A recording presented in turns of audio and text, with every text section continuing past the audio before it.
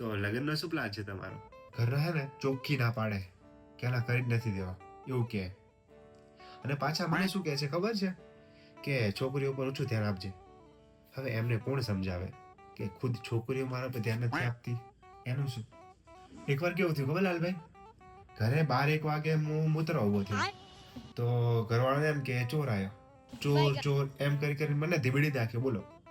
અને મારા નાના ભાઈ તો ખબર હતી કે આ હું છું, તો ધીબડી નાખ્યો.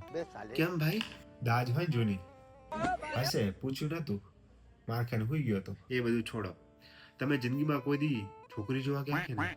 એકવાર ગયો હતો ને, મારા મામા લઈ ગયા હતા છોકરી જોવા. છોકરી તો મને ખૂબ પસંદ આવી, પણ છોકરી મને ના પસંદ આવી લાલભાઈ.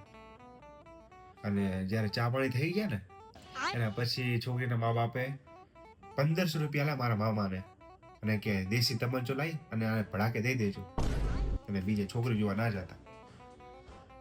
અને એક દિવસ લાલભાઈ પંડિતને મેં મારો હાથ બતાવ્યો, તો પંડિત કે તમારે જન્મ જ નતો લેવાનો, કે હજી મોકો હે, તમારું જીવન ટૂંકાવી લ્યો. એટલે લાલભાઈ મને તમે એમ કહો, જીવન ટૂંકાવવા માટે જન્મ લીધો હે? ગજબ બેઇજ્જતી હે.